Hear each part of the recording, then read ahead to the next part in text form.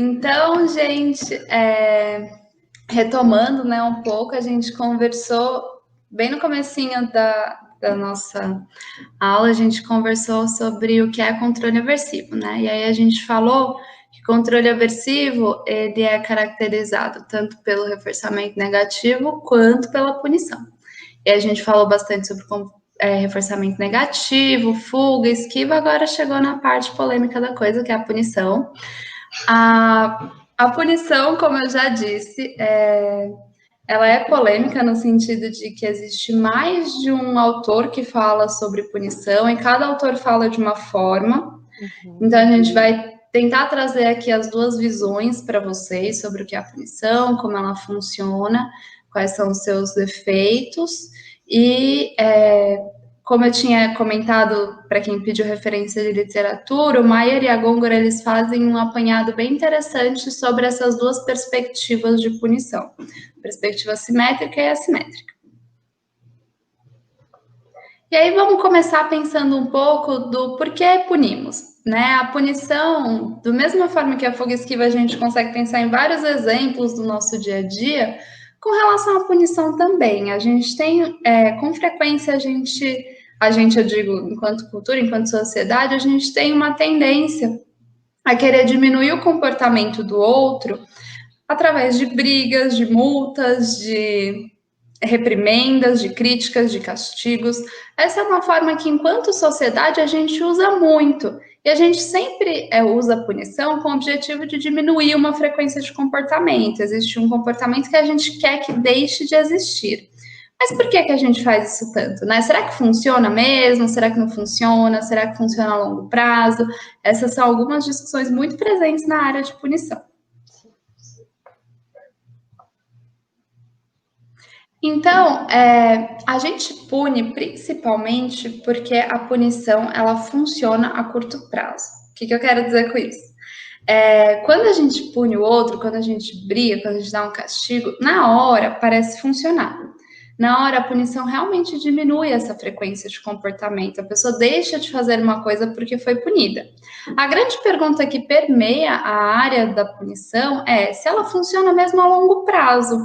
Será que a punição ela realmente vai funcionar por um longo período de tempo ou ela só vai funcionar naquele momento que a gente está punindo alguém? E aí, para responder essa pergunta, o Skinner ele fez um experimento lá em 1938, então é um experimento antigo. E esse experimento ele é muito importante para a gente porque ele traz a base do pensamento teórico do Skinner com relação à punição. Todas as coisas que ele fala sobre punição, se funciona, se não funciona, quais efeitos que ela traz, são com não todas, né? Mas a grande parte do que ele fala tem base nesses experimentos. Eu digo que não todas porque, é claro, ele parte de um pressuposto filosófico, ele parte de um pressuposto teórico, mas ele partiu desses resultados para elaborar boa parte da teoria dele com relação à punição. E aí ele faz esse experimento, né? Esse experimento ele é feito em uma caixa de Skinner. Para quem não conhece, ele nem gostava que usasse o nome caixa de Skinner nessa caixa experimental, a gente aprendeu isso com aquela live do Catânia. Mas é uma caixa experimental em que existe um rato dentro dessa caixa, e além de ter o rato, na caixa experimental tem uma alavanca em que ele produz alimento, e essa mesma alavanca, em algumas situações, quando o rato pressionava essa alavanca, ela voltava e dava um tapa na pata do rato, que era o estímulo aversivo que era utilizado. Como procedimento desse experimento, o Skinner começou estabelecendo uma resposta de pressão à barra. Então, ele ensinou todos os ratos a pressionarem uma barra para obter comida. E aí ele fez isso em um FI de 4 minutos, a gente não precisa se atentar a isso agora, o mais importante que a gente saiba é que o ratinho aprendeu que pressionar a barra gerava comida, pressionar a barra gerava ali um reforçador positivo. Depois que ele criou essa situação, ele dividiu o grupinho de ratos dele em 2 grupos. Em um dos grupos, o ratinho que estava lá pressionando a barra para obter comida, quando ele voltou a pressionar a barra, nessa segunda fase do experimento, a barra voltava e dava um tapa na pata dele. Além disso, não produzia nenhum tipo de alimento. Então, a barra, além de não produzir nenhum alimento, então foi posta em extinção a resposta, ela gerava um estímulo aversivo, que era o tapa na pata do rato. Outro grupo que o Skinner separou era um grupo de controle, no qual o ratinho pressionava a barra e só não obtinha alimento. A barra não voltava e dava um tapa na patinha dele, certo? Esse é um apanhado geral do estudo. O que o Skinner queria com isso? Ele queria comparar como que era a resposta do ratinho, que só pressionava a barra e não obtinha nenhum tipo de alimento, com a resposta do ratinho que pressionava a barra e, além de não receber o alimento, recebia a punição. O que a punição mudava nessa história? O que ela mudava na contingência, no comportamento desses ratos, desse grupo experimental? E aí ele teve como resultados um gráfico, que é um gráfico bem ilustrativo para a gente tentar entender. Eu sei que quando a gente olha para gráfico, a gente tende a ficar um pouco assustado, mas vou tentar explicar da melhor forma possível. Essa é uma parte que vocês podem fazer muitas perguntas, tirem todas as dúvidas que vocês tiverem para garantir que vocês entendam exatamente o que aconteceu. Esse gráfico, ele mede ali no eixo horizontal o tempo em minutos e no eixo vertical as respostas emitidas pelo ratinho. Então, quantas vezes ele pressionou a barra enquanto ele estava no experimento. A linha de baixo do gráfico é a linha do grupo que recebeu a punição. Então, tem uma partezinha bem no comecinho do gráfico que vocês veem que está pintada. Essa partezinha pintada é a parte em que houve punição da resposta. Então, é a parte em que esses ratinhos recebiam um tapa na pata quando estavam no experimento. A linha de cima era a linha dos ratinhos que só receberam extinção, certo? Esse experimento ele foi dividido em 2 dias, que estão divididos por essa linha tracejada. O que está do lado esquerdo, dificuldade direita e esquerda, o que está do lado esquerdo é o primeiro dia e o que está do lado direito é o segundo dia. O que a gente olha para esse gráfico e a gente vê como um dado muito importante? Se a gente analisar só o primeiro dia, o grupo da linha de baixo, que é o grupo que sofreu punição, teve uma taxa de respostas muito menor. Então, se o que o experimentador queria era que o ratinho parasse de pressionar a barra, isso pareceu funcionar bem nesse primeiro dia. Em comparação com o grupo que só recebeu extinção, o outro grupo diminuiu muito a taxa de respostas, fez muito menos aquilo. Mas se a gente ampliar o nosso olhar e olhar para a segunda parte do gráfico, essa segunda parte do segundo dia mostra que, apesar de ter diminuído inicialmente as respostas, o grupo que teve punição voltou a responder mais e mais e mais vezes, até que finalmente ele respondeu um total de vezes as mesmas respostas que o grupo que sofreu extinção. Ou seja, resumindo, né, toda essa história. O grupo que foi exposto à punição e o grupo que foi exposto só à extinção emitiram o mesmo grupo de respostas, independente da punição. O que a punição fez foi só diminuir inicialmente a taxa de respostas, mas logo eles recuperaram essa taxa de respostas. Então, se o objetivo do experimentador era que o ratinho deixasse de pressionar a barra para obter o alimento, que ele deixasse de emitir essa resposta, funcionou, mas só a princípio. Então, se tem uma criança fazendo muita bagunça dentro da sua casa, você briga com ela, você grita com ela, vai funcionar? Vai, mas em um primeiro momento. Depois, vai acabar tendo o mesmo efeito das outras respostas.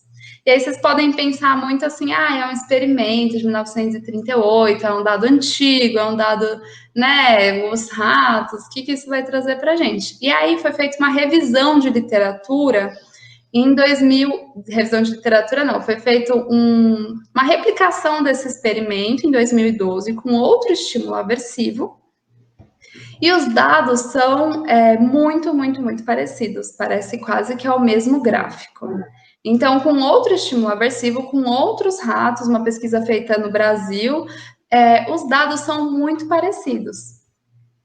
E esses dados mostram de que, no final das contas, a punição não fez tanta diferença no número total de respostas que esses ratinhos emitiram. Aí, como a gente tinha comentado, apesar de ser um experimento básico, com ratos e tudo mais, a gente sempre faz esse paralelo para o comportamento humano. Então, a gente pode, a partir disso, tirar muitas questões com relação ao funcionamento ou não da punição, como que a punição funciona. E foi a partir disso que Skinner passou a dizer que a punição ela só funciona de forma imediata. A longo prazo, ela tem pouco efeito, certo? Então, os dados indicaram, os dados dessas pesquisas mostraram que a punição funcionou temporariamente. Ela funcionou ali no primeiro dia, no segundo dia, ela já deixou de funcionar, tanto que os ratinhos conseguiram recuperar a taxa de respostas. Isso mostra muito do porquê a gente pune. Quando o experimentador puniu o ratinho deixou de responder e pressionar a barra em um primeiro momento, mas depois recuperou. Mas como a gente, enquanto agente punidor, a gente é muito sensível às consequências imediatas, a gente tem uma tendência a punir, porque funciona a curto prazo, mas a gente não se atenta ao que acontece a longo prazo. Isso quer dizer que toda punição, ela necessariamente só suprime temporariamente a resposta? Não, depois a gente vai ver que uma punição muito intensa, muito grande, pode suprimir essa resposta por um longo período de tempo. E aí a questão vai ser outra, vai ser, vale a pena utilizar uma punição tão intensa? Vale a pena isso ser utilizado eticamente, enfim, com todas as questões que isso implica? Aí a gente vai entrar em uma discussão um pouco mais ética com relação ao uso da punição. Só, Nath, antes da gente passar, a Renata, ela tinha colocado um comentário que eu tinha deixado para discutir depois, mas eu acho que como você já fez essa apresentação da punição, acho que a gente pode começar a discutir agora, mas vai ser um comentário que a gente vai ainda, talvez não responder tudo, mas vai indicando o caminho. Que ela pergunta, né, o que ocorre mais rápido, né, uma aprendizagem via reforçamento negativo ou positivo, né? E aí eu acho que a gente foi passar para esse paralelo do controle aversivo, uma das coisas que a gente pode ver depende da pessoa, né? Cada pessoa aprende num ritmo diferente. E aí, quando a gente ensina via reforçamento positivo, né? A gente pode trabalhar com modelagem, a gente pode trabalhar com modelação, a gente pode trabalhar via regra, e sempre oferecendo ali para ela uma apresentação de uma consequência reforçadora positiva. Porém, o que acontece? Quando a gente trabalha com punição, em teoria, a gente está ensinando para a pessoa o que ela não deve fazer, mas a gente não ensina o comportamento que ela deve fazer para, né? Só um adentro para ilustrar, né? A minha pesquisa de mestrado ela foi feita pensando em cenário de tecnologia de ensino. Então, eu programei, não vou entrar em detalhes, mas eu programei algumas contingências. Uma delas era que o meu participante de pesquisa, o meu aluno, ele sempre recebia feedback, que no caso a gente percebeu que adquiriu uma função reforçadora positiva para ele, sempre que ele respondesse ao quadro, né? Então, a gente estava fazendo uma atividade de conteúdo. E aí, o que acontece? Uma outra consequência, né, que era promovida para outros grupos, eles não tinham reforço positivo, eles estavam em extinção. E aí a gente vai percebendo que para alguns participantes essa extinção ela teve caráter aversivo depois na hora de conversar com os participantes. Então, eles falavam assim, Raquel, quando eu ia responder, eu sabia que eu não devia preencher com essa palavra, eu sabia que o termo adequado ali para preencher não era... Eles estavam fazendo exercício de análise do comportamento. Então, eu assim, eu sabia que não era, sei lá, X, esquemas de reforçamento, mas eu não sabia o que pôr, a programação não me ensinava o que tinha que responder. Então, acho que isso pega um pouquinho nessa questão, né? A punição, ela não ensina para o aluno o que ele deve fazer, qual comportamento ele deve emitir para obter o reforço, né? Enquanto no positivo, sim. A Natália está perguntando para a gente falar de modelagem e modelação. Posso fazer só um adendo sobre o que você falou? Que é uma coisa muito importante, por que a gente acha que a punição não funciona nesse momento, né? Vocês viram que a resposta do ratinho ela foi reforçada positivamente no começo. Então, no começo, ele estava pressionando a barra e ele estava ganhando a comida. Ele estava pressionando a barra e estava ganhando a comida. Teve um reforço positivo. Essa história de reforçamento positivo pareceu ser mais importante do que a história de punição. E é importante a gente saber disso, porque toda resposta que é punida, toda resposta que a gente quer punir, ela também é reforçada. Se ela não fosse reforçada, ela não existiria. Então, ela tem uma alta frequência justamente porque existe uma história de reforço anterior a ela.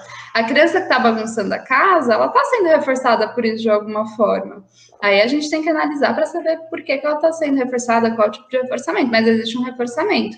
A punição, ela não apaga essa história, ela não apaga um reforçamento que já aconteceu, ela é uma sobreposição, certo? Só para avisar antes da gente seguir, a Laura Andrade fez um comentário, mas o comentário dela vai ser meio que o cerne de tudo que a gente vai discutir.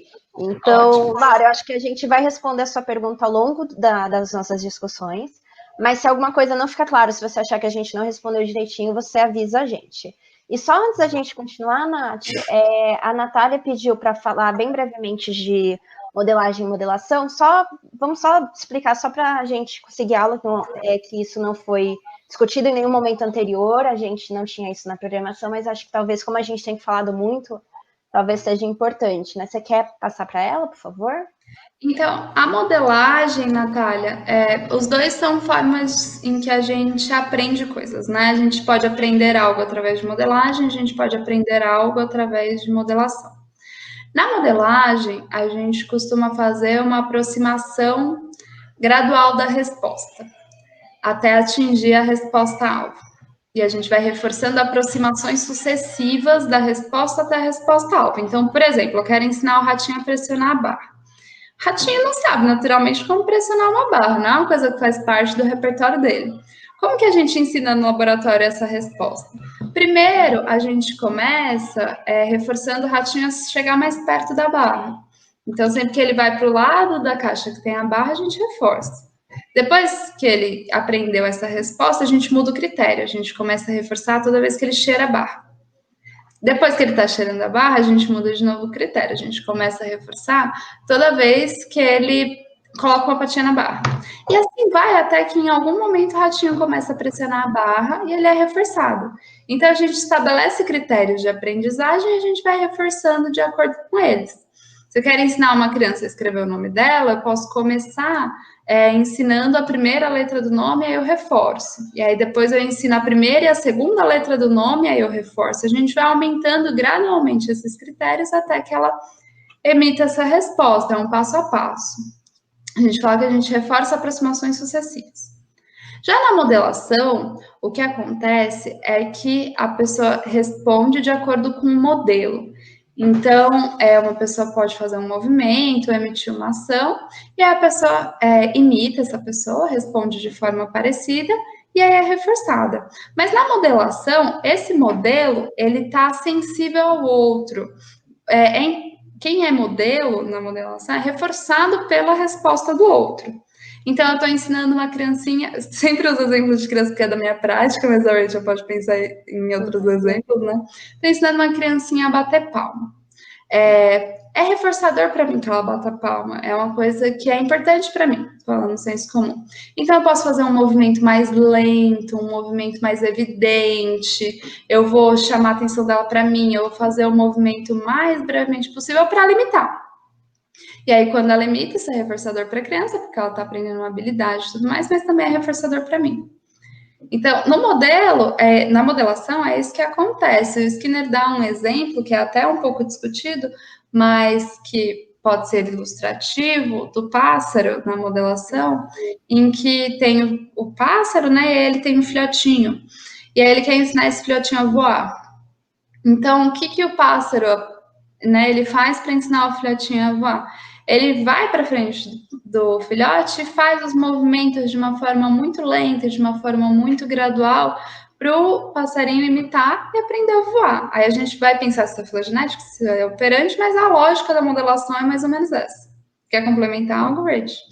Não, acho que só se você tinha comentado de exemplo, acho que a gente pode pensar até no próprio curso, né? O objetivo do nosso curso é vocês saiam daqui tendo repertórios para conseguir discutir sobre a base da análise do comportamento. Então, para pensar no problema que a gente bolou para vocês, né, quando a gente vai discutir as aulas, né, Nath, Bruno e eu, a gente tem toda uma sequência. A gente não poderia ter dado, por exemplo, aula de controle aversivo se a gente não deu para vocês uma aula anterior. Então, isso a gente vai pensando na questão da modelagem. Então, A gente começa com uma aula mais básica, vocês aprenderam, básicas entre muitas aspas, por favor. Então, vocês aprenderam ali sobre a questão do reforço. Então, agora vocês sabem o que é reforço. Só depois que vocês sabem o que é reforço, a gente pode passar para vocês a aula de tipos de reforçadores, que foi a aula do Bruno. Só depois disso, a gente pode passar para aulas de esquemas. Então, isso é a modelagem. Para a gente saber para vocês conseguirem saber falar sobre os princípios básicos da análise do comportamento, a gente faz uma programação e a gente vai sempre reforçando vocês. Então, quando vocês fazem algum comentário dizendo, tipo, meninas, eu entendi então que controle aversivo é isso e isso. Confere, a gente fala isso, confere. Aí a gente vai aumentando o critério. Então, antes, vocês podiam falar para a gente, então punição é uma consequência é uma consequência do comportamento. Perfeito, no primeiro momento, tudo bem. Mas no segundo momento, a gente não quer que vocês saibam só falar isso. Eu quero que vocês saibam a diferença entre punição positiva e punição negativa. E como que eu posso fazer isso? Talvez modelação, eu posso dar modelo para vocês. Então, quando eu coloco alguma frase no slide ou quando eu falo alguma coisa para vocês, eu espero que, se vocês estiverem sensíveis a mim da mesma maneira que eu estou tentando ficar sensível a vocês consigam me imitar, ou seja, que vocês consigam usar frases parecidas com a que a Nath e eu estamos usando, que os outros professores usaram, que vocês consigam replicar essas informações que a gente tem discutido com vocês. Acho que era só isso. E só para falar que a Renata comentou de tentativa discreta, ela também é um outro método de ensino, que a Nath conhece melhor do que eu por conta, né, do trabalho com TEP, não é um público que eu trabalho, mas também usa bastante reforçador positivo, né? Você dá o modelo, a criança imita, a criança seleciona, tem as atividades de match, né? Então, sempre com consequências reforçadoras positivas. E aí eu acho que isso entra na questão que o Patrick está falando de devemos, então, não ensinar com punição, partindo do pressuposto de que punição não ensina comportamentos novos, a punição ela só interrompe momentaneamente o comportamento que, para mim, é incômodo, para mim, é irritante. Mas ele não ensina o outro o que fazer. E aí a gente pode pensar em alternativas. Pode dar um spoiler assim. Vai lá. Mas, né, chega a dar um negócio. Quando a gente fala a punição tem que ser um método que a gente vai utilizar ou não, a gente tem que pensar, em primeiro lugar, dando um spoiler, que a punição ela vai gerar efeitos, ela vai gerar subprodutos, e a gente vai falar sobre esses subprodutos. Então é importante que a gente saiba que quando a gente está usando a punição, podem surgir várias outras coisas que vão ser muito piores para a aprendizagem dessa pessoa do que, às vezes, o comportamento inadequado que ela está emitindo.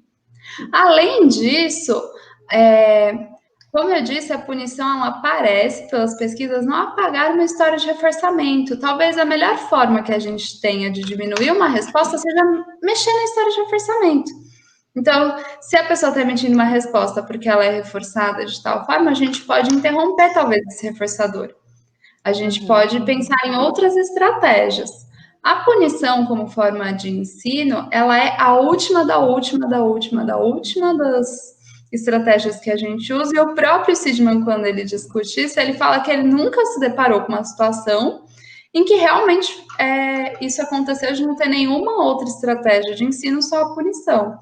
Então, eu diria que a punição, ela é uma estratégia que a gente tem muitas outras formas de ensinar, muitas outras formas de diminuir comportamento, sem precisar recorrer necessariamente à punição. Talvez em uma situação hipotética em que não tenha nenhuma outra forma de responder, que seja uma resposta que coloque em risco a pessoa, aí talvez, quem sabe, a punição possa ser utilizada, segundo o Sidman, só para diminuir a probabilidade da resposta por tempo suficiente para eu ensinar outra coisa.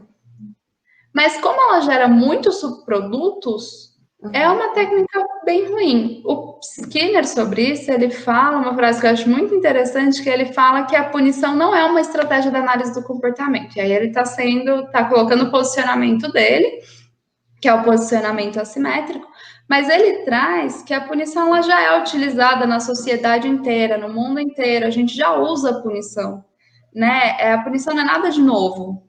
Então, quando a gente está utilizando a punição, a gente não está usando nada especial da análise do comportamento, a gente só está usando uma estratégia que já é comum. E aí, digo, ele está sendo polêmico, podem concordar e discordar nos comentários. Achei isso. E aí, a Rebeca, ela fez uma pergunta, mas é o que a gente vai passar nesses slides. Então, se não ficar claro, Rebeca, aí você volta a perguntar pra gente, por favor, tá? Opa, peraí. Certo? Tá. Então, dito tudo isso, a gente já falou um monte de coisa da punição e observem, a gente ainda não definiu o que é punição. Eu vou trazer aqui a definição de punição do Skinner. O Skinner, ele parte dessa visão de punição, que é uma visão assimétrica, então ele diz que a punição, a relação da punição não é simplesmente diminuir a probabilidade da resposta, é muito mais complexo que isso. Ele analisa muitos efeitos, depois a gente vai ver um pouquinho que outros autores têm uma outra visão. Por enquanto, a definição que a gente está tendo é a definição do Skinner. A primeira coisa que ele diz é que primeiro a gente vai definir a punição sem pressupor nenhum tipo de efeito. O que isso quer dizer? Quando a gente está definindo reforçamento, a gente define reforçamento a partir do efeito. Então, eu falo que o reforçamento ocorre quando uma resposta, ela produz uma consequência, uma classe de respostas produz uma consequência, e essa consequência aumenta a probabilidade futura de emissão dessa classe de respostas. Então, o reforçamento torna a classe de respostas mais provável, mais forte, seja lá a palavra que a gente for usar. Esse é o efeito do reforçamento. A gente define o reforçamento a partir do efeito que tem a resposta, aumentar a sua probabilidade futura. Na punição, o Skinner escolhe não fazer essa definição. Ele não vai falar que a punição diminui, que a punição faz isso ou aquilo com a resposta. Por quê? Porque lá no experimento de 38, ele viu que as coisas não são tão simples. Diminui, mas depois aumenta, diminui, mas recupera. Como que a gente coloca isso numa definição? Diminui muito, mas se o punidor for muito intenso, aí talvez suprima mais a resposta. São relações muito que variam muito e que tornam um pouco difícil da gente colocar na definição. E porque essa diminuição na probabilidade de respostas, ela não é extensa, né? Ela é recuperada depois de um período de tempo. Então, a punição ela não supõe efeito. Então, depois que a gente entendeu que a gente não vai definir a punição pelos seus efeitos, a gente vai pensar no que é um reforçador positivo e no que é um reforçador negativo. Reforçador positivo é a apresentação de uma consequência que aumenta a probabilidade da resposta, e o reforçador negativo é a retirada de um estímulo que aumenta a probabilidade da resposta. Tendo isso em mente, vamos para a próxima parte da definição. O Skinner vai falar que a punição ela é caracterizada pela retirada de um reforçador positivo ou a apresentação de um reforçador negativo. Aí essa é a hora que todo mundo, a cabeça dá um nó, né? A gente fica calma, retirada do reforçador positivo, apresentação do reforçador negativo, é muita palavra junta, né, em um mesmo slide, mas a gente vai tentar explicar passo a passo. O que é a retirada de um reforçador positivo? Contingente a uma resposta. A pessoa emite a resposta, e aí, como consequência disso, uma coisa que é muito reforçadora para ela é retirada. Ela tira uma coisa que é importante. Então, a criança está lá, sempre eu vou usar o exemplo da criança que está fazendo bagunça. A criança está fazendo bagunça dentro de casa, e aí os pais vão lá e tiram o videogame.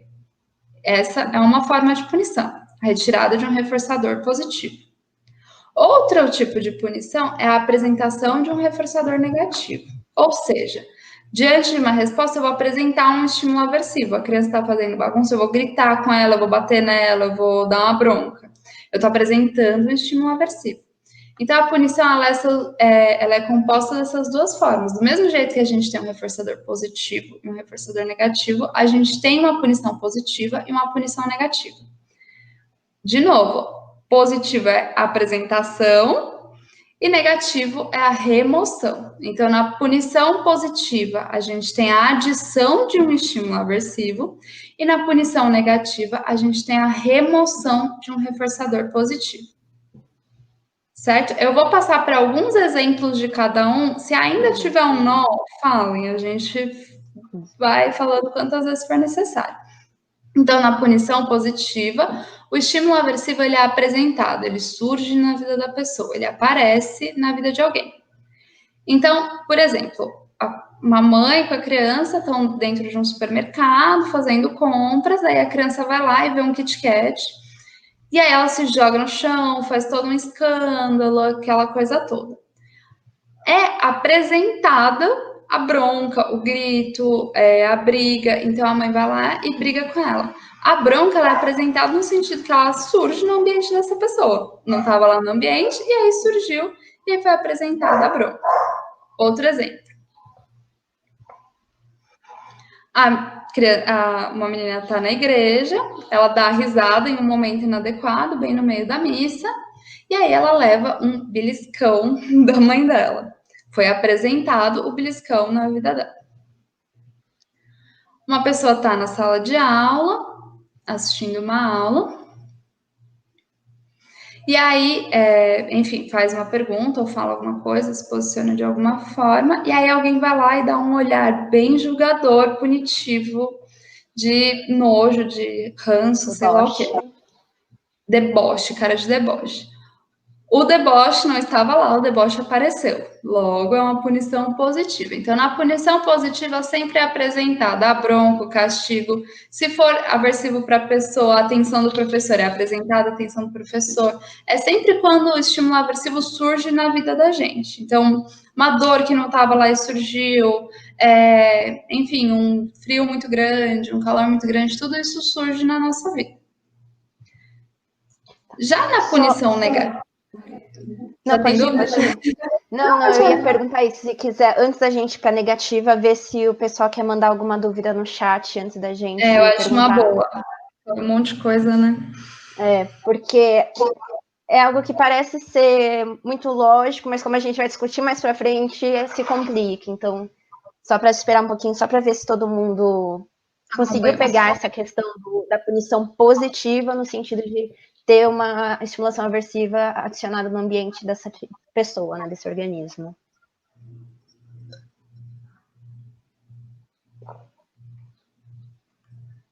Acho que por enquanto acho que tá tudo bem. Comentaram do meme da menina do deboche. Eu acho que esse exemplo, né, a Ana Karina tá com uma dúvida, né, sobre a questão do meme do deboche.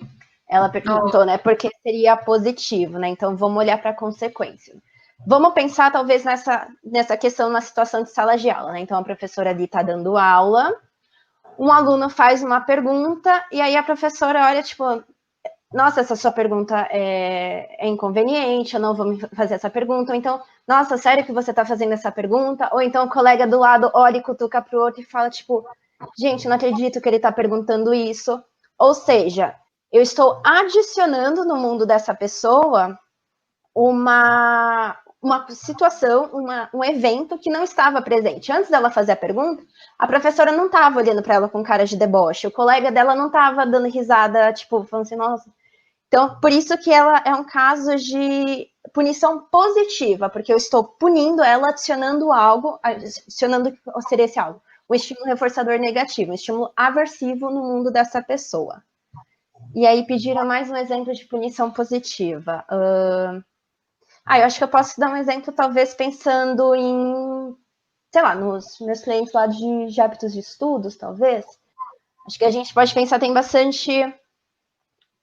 Por exemplo, você tem uma situação, vamos pensar, de estudo, eu acho que bastante pessoas aqui estão na faculdade, podem se identificar. Então,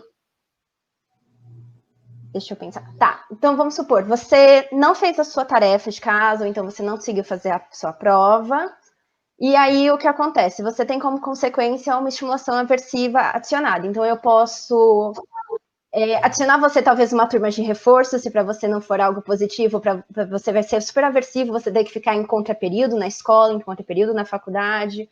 Ou então você receber talvez uma olhada de decepção do seu professor, ele fala tipo, nossa, você era o melhor aluno da sala, como assim você foi mal nessa prova? Então talvez ele quis ser empático com você, mas ele acabou te punindo porque ele adicionou essa reprovação nesse teu ambiente.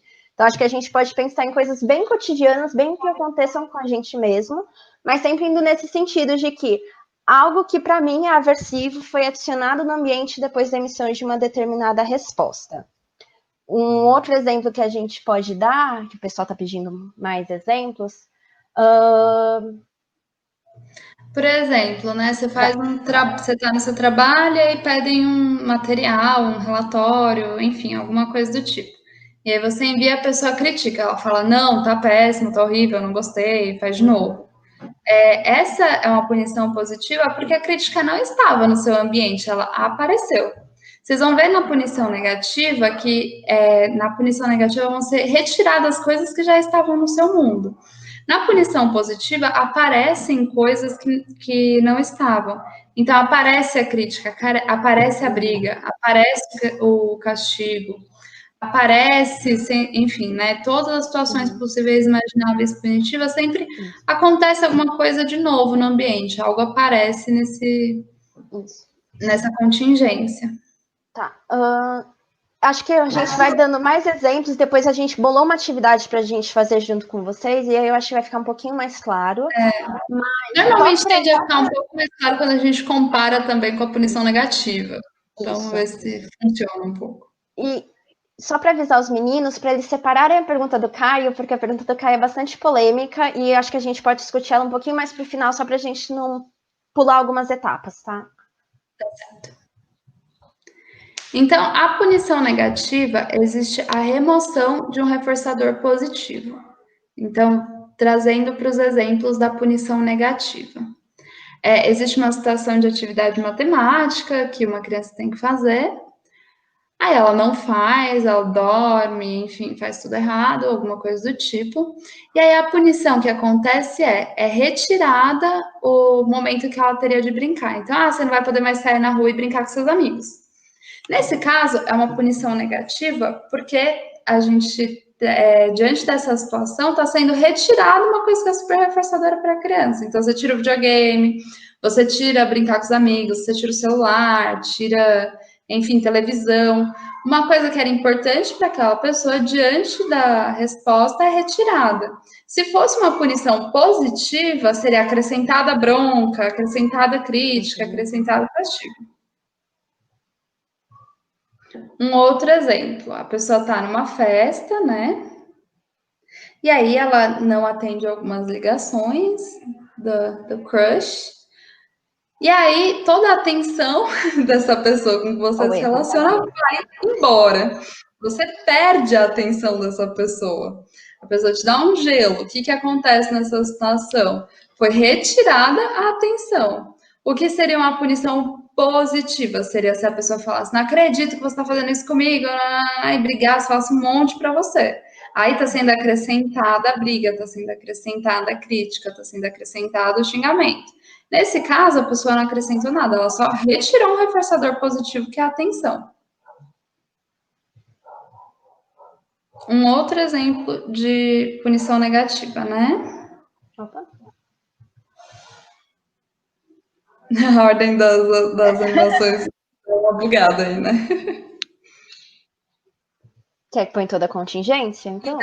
Coloca tudo para já ficar claro. Então, em uma segunda-feira de manhã, não que ninguém tenha passado por isso, a pessoa dorme um pouco demais e ela falta no trabalho.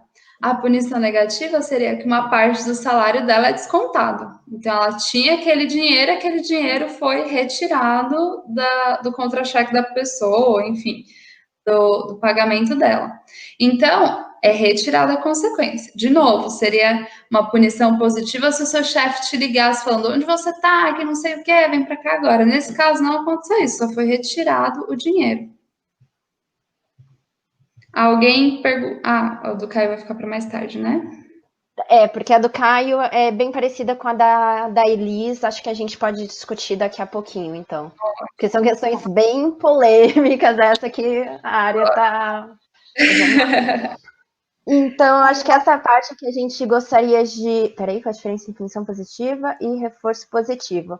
Karen, vamos lá. Antes da gente entrar nessa parte, que eu acho que é importante ter. Meninos, vocês conseguem, por favor, pôr a pergunta da Karen primeira? Isso, obrigada. Ela pergunta, qual a diferença entre punição positiva e reforço positivo? Então, vamos lá. Então, a gente viu antes que reforço a gente tem uma contingência, isso é um estímulo antecedente. Frente a esse estímulo, eu emito uma resposta dentro de uma classe, e vai acontecer alguma consequência. Essa consequência vai selecionar tanto a minha resposta quanto o meu antecedente. Ou seja, ela vai fortalecer, ela vai aumentar a probabilidade de que essa minha resposta ocorra no futuro a partir dessa história que eu construí. Eu emito uma resposta e uma consequência reforçadora positiva é adicionada no meu ambiente. Aí o que acontece? Vamos supor que eu sei que para a Natália, ela tem como reforçador positivo para a vida dela. Posso te expor um pouquinho, amiga? Pode. Tá, vamos supor que a história não é nada verdadeira, mas então, Natália e eu, quando a gente fazia a pós juntas, a gente desenvolveu um hábito de, ocasionalmente, a gente ia para o bar de frente à nossa pós-graduação tomar gin tônica. E sempre que ela... Então, ao longo dessa história, eu descobri que para Natália, gin tônica é um estímulo reforçador positivo, tá? E aí, o que acontece? Vamos supor que eu tinha feito uma festa, alguma coisa assim, convidei a Natália não foi. E aí, eu sei que para ela gin tônica é importante, então eu paro de sair com ela para tomar gin tônica. Então, eu estou punindo ela, fazendo o quê? Removendo do ambiente da Natália algo que era importante para ela, algo que era algo que fortalecia outras respostas. Faz sentido, Karen, a diferença?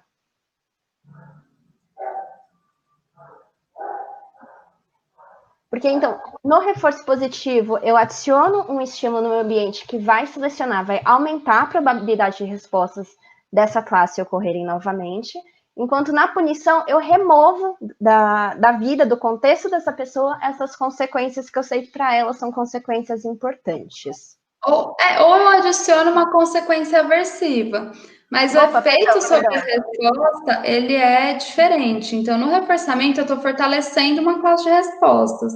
Então, no exemplo da gin tônica, né? Vamos supor que a Rachel queira que eu faça um trabalho com ela. E aí, vamos fazer um trabalho juntas, eu te pago uma gin tônica. Ela está reforçando meu comportamento para aumentar as chances de eu fazer esse trabalho com ela. Está tendo um reforçamento.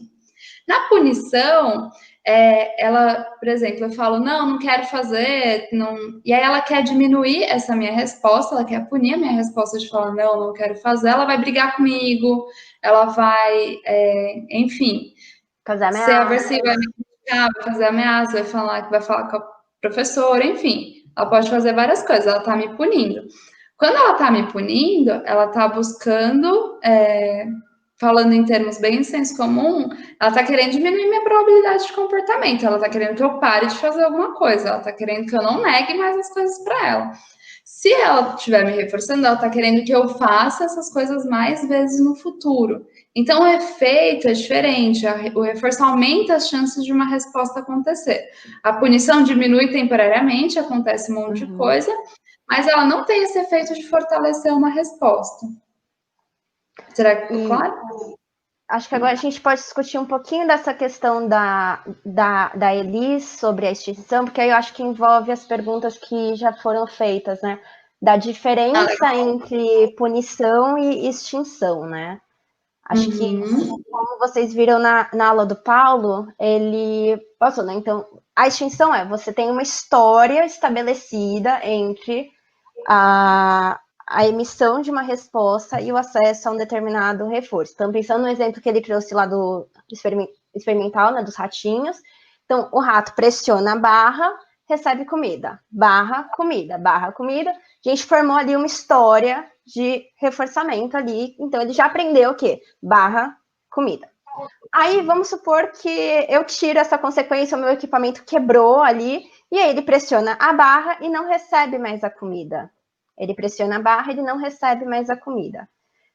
Teve uma quebra dessa relação, né, entre reforço e... entre a emissão da resposta e a apresentação do reforço.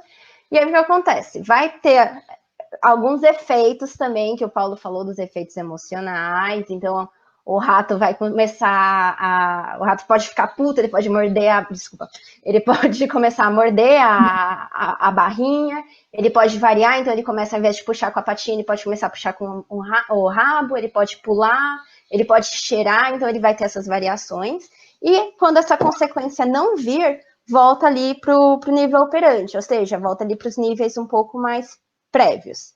Enquanto na punição, Aí, só que o que acontece, né? Eu acho que essa que é a polêmica, né? E tem estudos que estão tentando olhar para essas características aversivas na punição, porque era isso. Eu tinha uma história entre a emissão da minha resposta e a apresentação do reforço, e agora quebrou. Então, será que isso não teria um caráter aversivo? Isso está sendo discutido ainda na nossa área, né? E aí, uma coisa muito importante é que a punição ela é uma consequência de uma resposta. A extinção não é.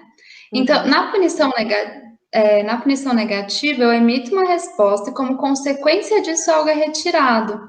Na extinção, simplesmente a consequência é retirada. Então, meu computador, eu estou mexendo no meu computador e ele para de funcionar, e aí eu entro num processo de extinção. Isso é uma coisa, eu estou sofrendo extinção e aí eu vou passar por todos os efeitos. Agora, se eu estou mexendo no meu computador, eu baixo um aplicativo, alguma coisa super duvidosa, que tem cara de vírus, e aí depois disso o meu computador para de funcionar. Aí é uma punição negativa. Eu emiti uma resposta e eu tive como consequência a retirada desse reforçador, que é o meu computador. Será que ficou claro para o pessoal? Deixa eu dar uma olhada aqui O no Caio chat. fez uma pergunta que ele traz com um exemplo já, que eu acho interessante, né? Se uma criança sempre que faz a birra tem a atenção dos pais, eu retiro essa atenção em algum momento. Essa retirada pode ser entendida como punição negativa ou extinção. Nesse caso, é uma extinção. Ele faz a birra, ele está emitindo uma resposta que geralmente tem ali um reforçador, e em um dado momento essa resposta deixa de produzir o reforçador alvo. Seria uma punição negativa se a criança emite um comportamento inadequado, então, sei lá, ela dá um grito, ela faz alguma coisa, e aí, por causa disso, como consequência dessa resposta, os pais deixam de dar atenção. Então, na punição, sempre existe a consequência. A retirada, ela é contingente à resposta. Eu emito uma resposta, a consequência é retirada. Na extinção, simplesmente a consequência é retirada. O pessoal tá dando ok, acho que ficou claro, mas a gente vai fazer agora uns exercícios e aí, se não ficar, a gente vai discutindo por aqui. Depois a gente ainda tem que abrir um tempinho para falar com o pessoal que tá mandando pelo Forms. Tá. Tá, então, quer fazer o primeiro com o pessoal, Nath? Pode ir.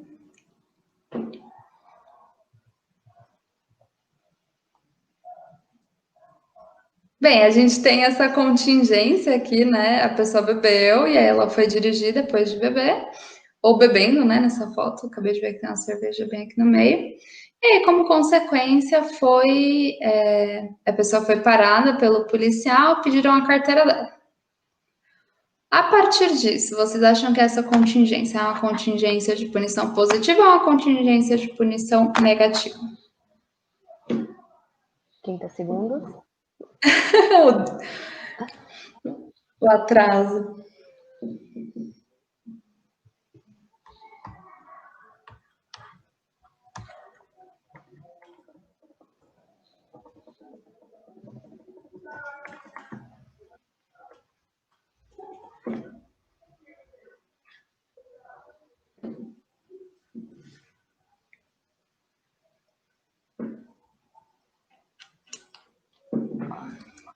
Ai, a Lucilene tá assistindo. Oi, Lucilene. A Lucilene falou que é negativa.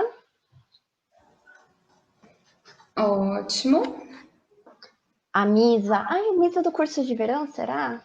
Falou que é punição negativa também. Uhum. Meninas que estão colocando que é punição negativa.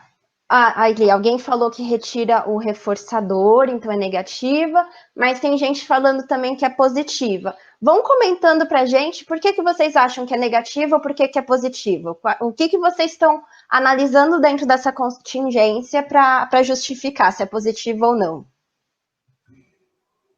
Ah, não é a Misa que eu pensei que era, desculpa.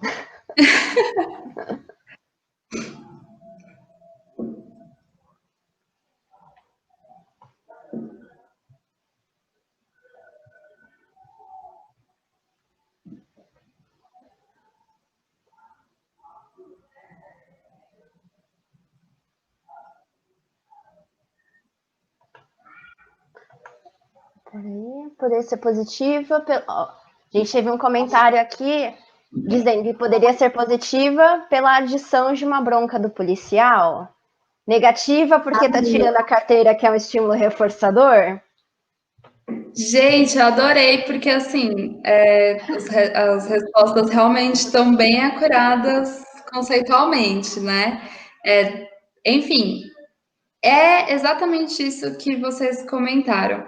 Uma situação, ela pode ser mais de uma coisa. Uma situação, ela pode ser reforçadora positiva e negativa, e uma punição também pode ser uma punição positiva e negativa. Sempre depende do recorte que a gente faz, da forma que a gente olha para essa contingência.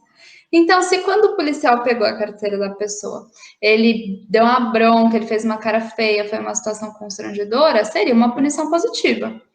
Se quando a pessoa entregou a carteira de motorista e aí tiraram, né, retiraram dinheiro, porque da multa, você perde dinheiro quando você paga a multa, aí, de fato, é uma punição negativa. A gente trouxe isso para a gente pensar sempre que as coisas na vida real são mais complicadas do que parecem, apesar dos conceitos já serem complicados o suficiente, a vida real é pior. Então, contingências nem sempre são só punição positiva ou só punição negativa, uma coisa ou outra coisa. Uma contingência pode ter vários aspectos, tanto positivos quanto negativos, dependendo da forma que a gente analisa. Exato. E também dependendo da pessoa, porque se eu sou uma pessoa que não tô ligando nenhuma para bronca, para xingamento, para cara feia, o policial ali for e me dar uma prensa, eu não vou me sentir constrangida, para aquilo ali não vai ter uma consequência para mim. Então pode ser só negativo no sentido de eu estar perdendo minha carteira de motorista. Então é isso, depende, mas eu acho que isso lembra muito o que o Paulo comentou com vocês na aula de esquema, né? Porque nem tudo é só CRF, nem tudo é um intervalo, é um esquema de razão fixa ou de um intervalo variável, né? Na vida real tá tudo junto acontecendo e a gente está no meio disso tentando sobreviver. Então, depende. Polemizando um pouco mais, uma situação pode ser reforçadora e punitiva. Sim, normalmente. Tudo ao mesmo tempo. Aí então, é onde aparece a clínica. Aí é que tem um conflito. Se uma coisa é só aversiva, acaba sendo normalmente um pouco mais fácil a resolução. Você foge daquilo, é só aversivo. Mas se é uma coisa que também tem um caráter reforçador, a gente entra em conflito.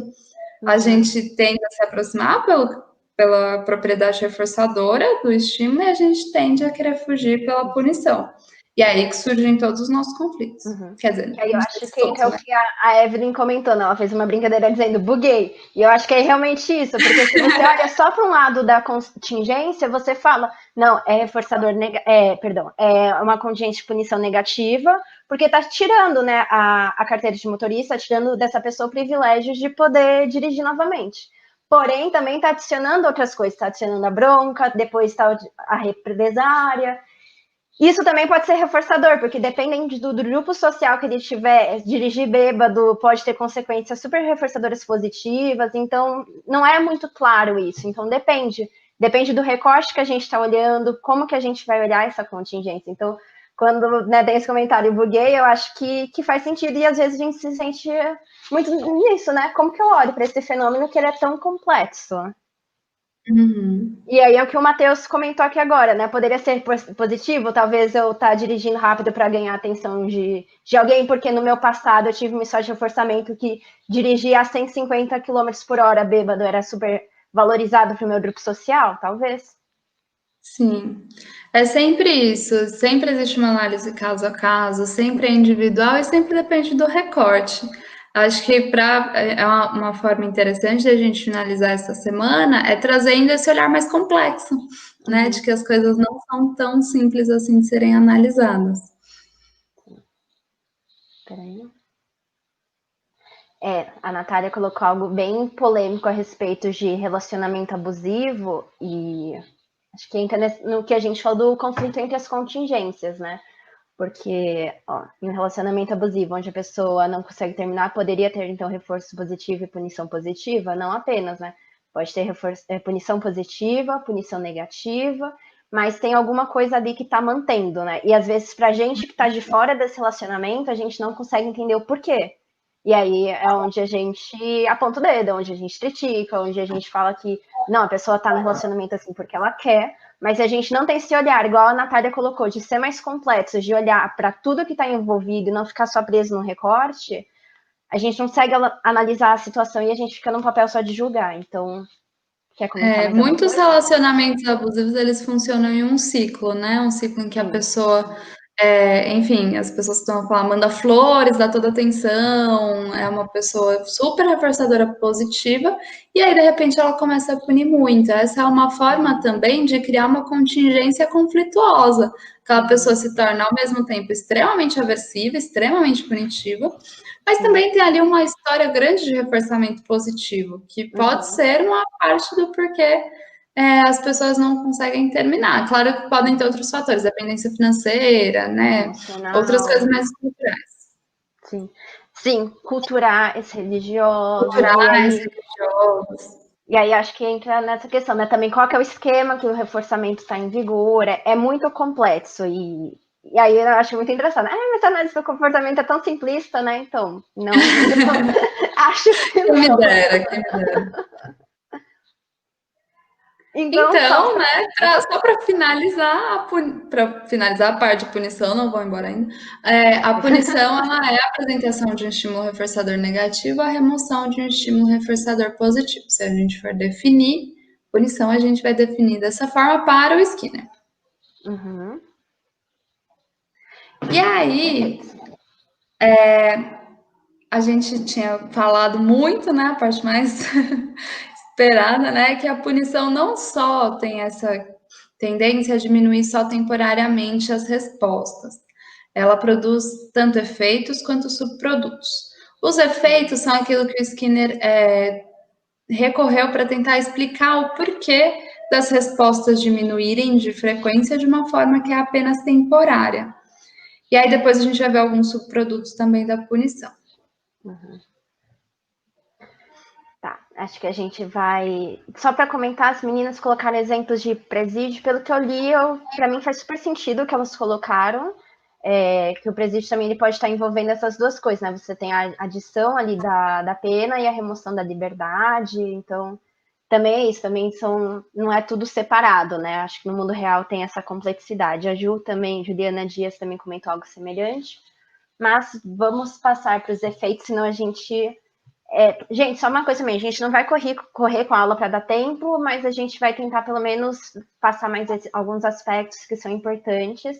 E se não der tempo da gente fazer todas as discussões planejadas, porque vocês participaram super com a gente com a aula, e isso que é mais importante para a gente, é ver que vocês estão realmente entendendo, participando, tirando as dúvidas, do que a gente só chegar aqui, vomitar um monte de conteúdo e tchau, né? Então, Vamos lá. Efeitos e subprodutos da extinção. Então, como eu disse, os efeitos são aquilo que o Skinner pensou como justificativas, não é nem justificativas, né? Ele tentou descrever os processos comportamentais envolvidos na punição. O que acontece com a resposta? Então, a gente vai trazer muito a questão dos efeitos junto com exemplos. Então, esse exemplo é um exemplo que o próprio Skinner ele usa no CCH, e aí... diante de uma situação, diante de um estímulo antecedente da igreja, que a gente acabou de falar, a resposta de rir de uma criança, ela é punida com um beliscão. Quando a gente olha para essa situação de punição, o que acontece com a pessoa? A gente fala, diminui temporariamente a taxa de respostas, né? Depois aumenta, mas o que acontece nesse organismo? O que acontece passo a passo, né? E aí ele vai trazer 3 efeitos da punição. O primeiro efeito é, quando a criança ela sofre o beliscão, acontece a eliciação de respostas emocionais incompatíveis com a resposta punida.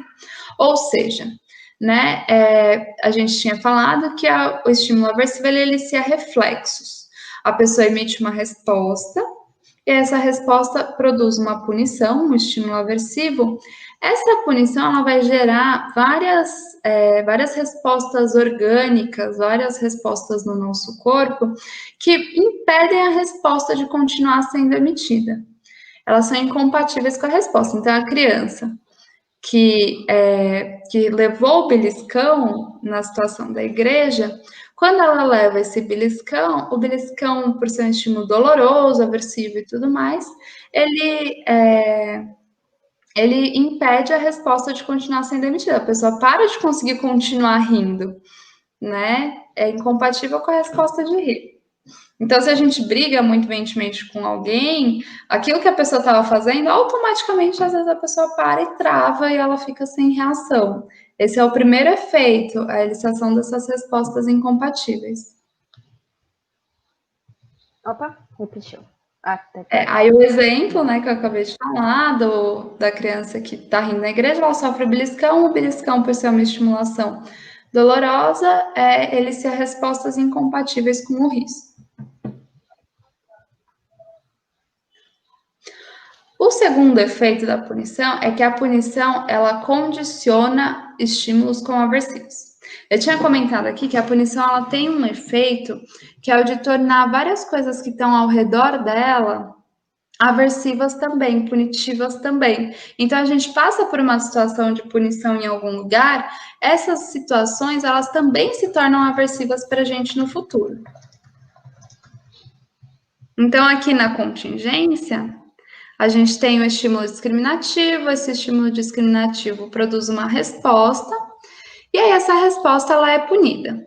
Tudo que está ao redor da resposta, que são esses estímulozinhos pequenos, esses Szinhos, eles também se tornam aversivos.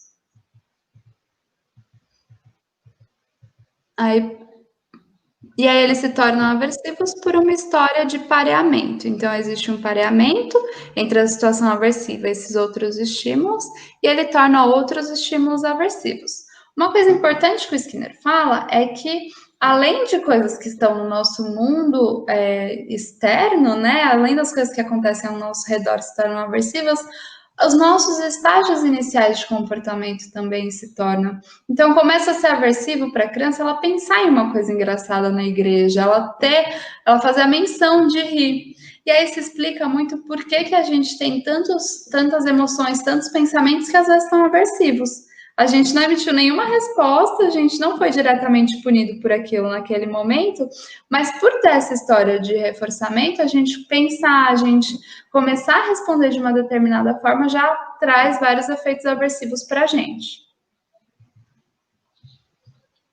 Então, no exemplo da criança na igreja, vários estímulos aversivos, vários estímulos que estavam presentes naquele ambiente também se tornam aversivos. Então, a visão do padre, a estar na igreja e até mesmo pensar em alguma coisa engraçada. E aí entra a questão que tinha sido perguntada se a punição ela é um efeito, ela deve ser utilizada, né? Esse é um efeito da punição que é um efeito muito grave. Então, por exemplo, eu estou querendo ensinar uma criança a responder em uma tarefa, fazer uma determinada coisa através da punição. Então, quando ela responde errado, ela leva uma bronca, ela leva tem uma briga, ela perde brinquedo, um monte de coisa. Uma das coisas que vai acontecer é a tarefa vai se tornar aversiva, a escola vai se tornar aversiva, a pessoa que está fazendo isso com ela vai se tornar aversivo, e a própria resposta de olhar para a tarefa, de começar a pensar em responder, também vai se tornar. E aí isso pode trazer um prejuízo muito mais global para essa criança do que, às vezes, a resposta que ela estava emitindo inicialmente. E o último efeito que o Skinner traz da punição é que a gente já disse que quando a gente tem uma situação de punição, qualquer coisa que pare essa punição é reforçada negativamente. Então, a gente está numa situação que a gente está sofrendo uma bronca, um castigo, isso e aquilo, a gente tem uma tendência a querer que tudo isso vá embora, a gente tem uma tendência a querer fugir e esquivar da situação. Então, a gente tem ali um estímulo aversivo condicionado, que é apresentado, a resposta que retira esse estímulo aversivo condicionado. Isso. E aí, esse também é um ponto importante do porquê a gente não usa tanto punição, quer dizer, não usa, né, a punição, não usa tanto meio osso. Mas esse é um dos motivos pelos quais a gente não usa a punição, porque, no exemplo que eu dei da criança, que leva uma bronca para fazer a tarefa. ela vai começar a fugir da tarefa, ela vai começar a fugir da situação em que está sendo punida, ela vai começar a fugir da escola. Todos esses são efeitos da punição que acabam sendo indesejáveis para a gente. E aí, quando a gente fala que um comportamento que reduz essa punição, que tira essa punição, ele é reforçado, é qualquer comportamento. Então, pode ser um comportamento agressivo, pode ser um comportamento adequado, pode ser o comportamento de eu pensar em outras coisas enquanto eu estou na sala de aula e ficar viajando e estando lá só de corpo. Todo tipo de resposta é reforçado por esse padrão. Inclusive, respostas que fazem com que a gente não entre em contato com os nossos próprios sentimentos, com as próprias emoções que a gente falou que se tornam aversivas. Então, quando eu passo por uma situação de punição, aquilo que eu estava sentindo, aquilo que eu estava passando, se torna aversivo, eu posso, inclusive, emitir respostas que retirem isso, que adiem isso. Certo? Então, no exemplo da igreja, né? No terceiro efeito para Skinner, a menininha que sofreu essa punição, ela não vai para a igreja, ela fica longe dos padres, ela evita pensamentos que sejam engraçados ou que sejam divertidos para ela nesse momento. Certo? Alguma questão sobre isso, será? Pelo que o pessoal está falando, acho que não. Ótimo. Então, a punição, ela gera efeitos, que é o que acontece com a resposta, tudo isso acontece com a resposta durante a punição. E aí o Seidman, no livro dele, quais são as suas implicações, ele fala dos subprodutos da punição.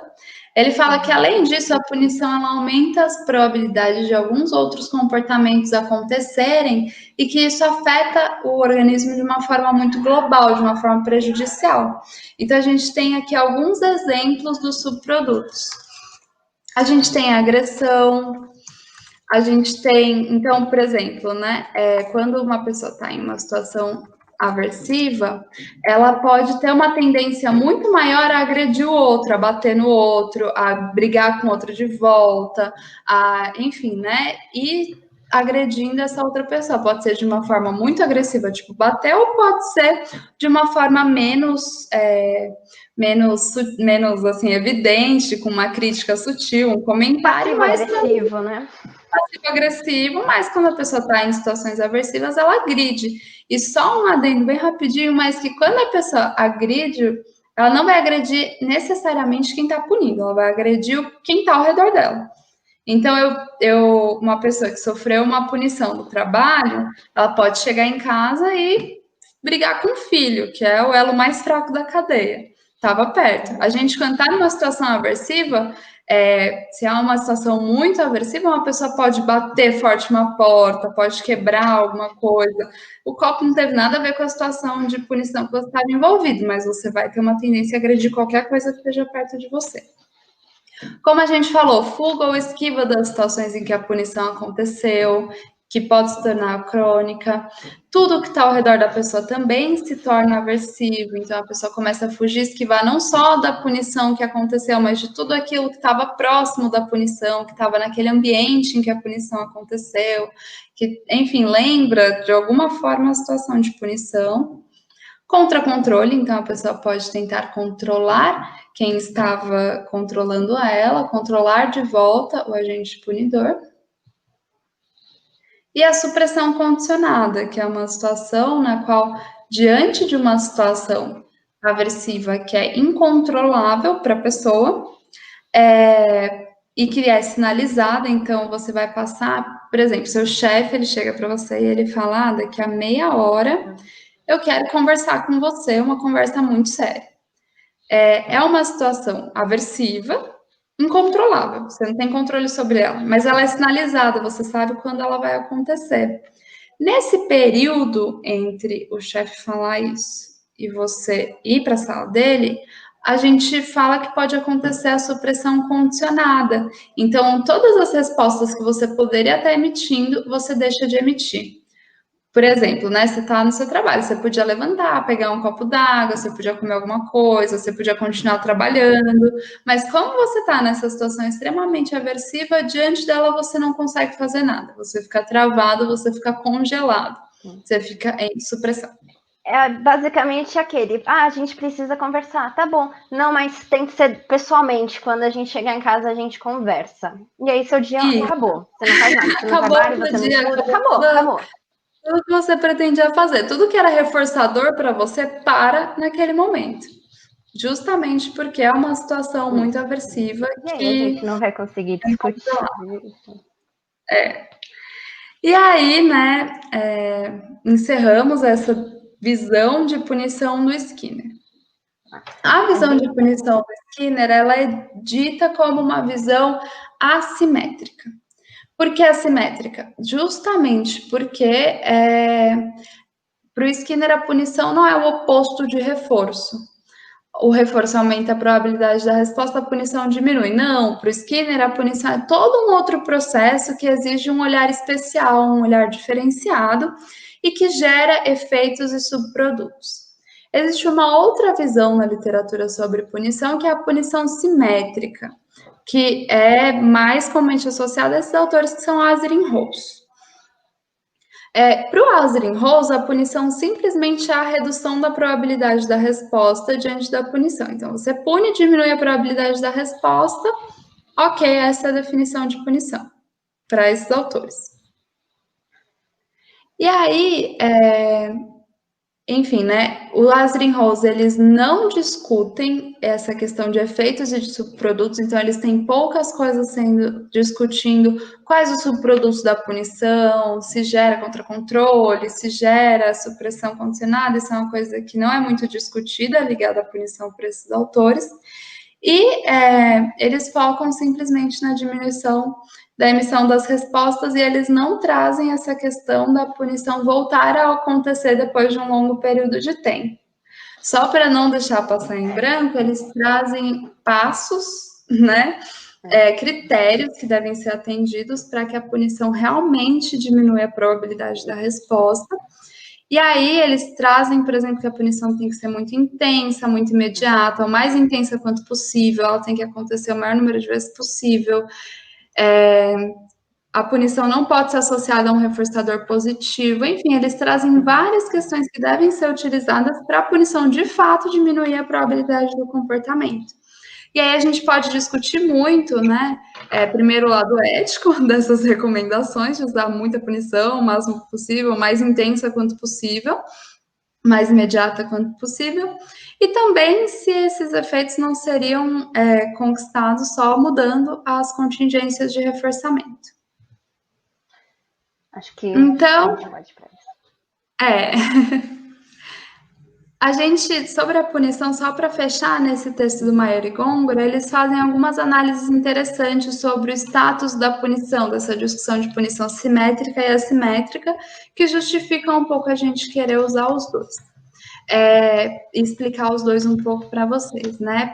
Eles falam que normalmente quem defende uma visão não conhece a outra. Então, quem defende o lado assimétrico não conhece o simétrico e vice-versa. E aí eles também falam que não necessariamente uma é oposta à outra, ou uma é válida e a outra é inválida. O que a gente tem que fazer enquanto grupo científico é buscar dados experimentais que mostrem que sejam mais a favor de uma área ou mais a favor de outra, ou seja, que mostrem maior validade de cada uma das visões sobre punição.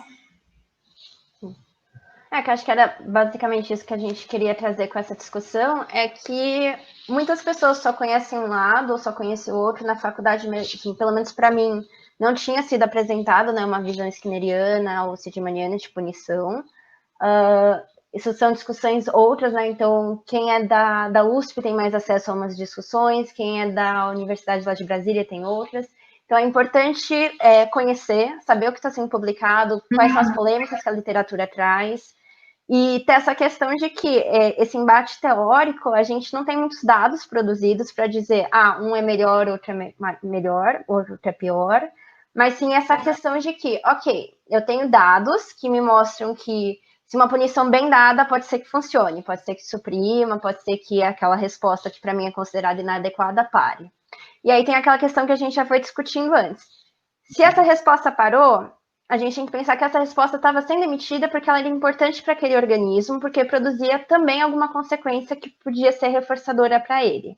O que ele faz no lugar para obter esses reforços? Então, acho que a gente tem que sempre olhar para essa questão. Então, como o Paulo já tinha comentado com vocês na aula de esquema, será que um esquema de reforçamento diferencial pode ser mais adequado? Será que eu trabalhar com outros tipos de ensino para fazer seria mais eficaz do que punir? Então, acho que a gente tem que pensar nessas questões e é um tema que a gente tem que sempre estar pesquisando, sempre tem que estar olhando, porque muda muito, né? Se a gente for olhar nos anos 70, né, Nath? A gente tinha muita pesquisa usando controle aversivo para comportamentos que naquela época culturalmente eram considerados inadequados, né? Então, a gente usava punição para trabalhar com pessoas que eram da comunidade, né, LGBTS. E agora a gente não usa mais, porque esse comportamento não é considerado algo patológico, igual era considerado nos anos 70, e a gente percebe que, ok, aquela pessoa não pode... Qual que é a consequência da minha punição para aquela pessoa, né? Então, acho que tem bastante coisa que a gente tem que olhar para a literatura e pensar nas nossas práticas, e pensar também o quanto a gente é cobrado por não usar punição, né? E uma coisa muito importante que a Rachel falou, que grande parte das críticas da análise do comportamento vem desses experimentos com punição, que são experimentos, em sua grande maioria, muito antiéticos, que na época, né, historicamente, ainda eram aceitos mais pela comunidade, mas que agora a gente tem várias críticas, tipo o uso de choque para reduzir tendências homossexuais em pessoas, como o uso de choque para reduzir, na realidade, vários tipos de comportamentos.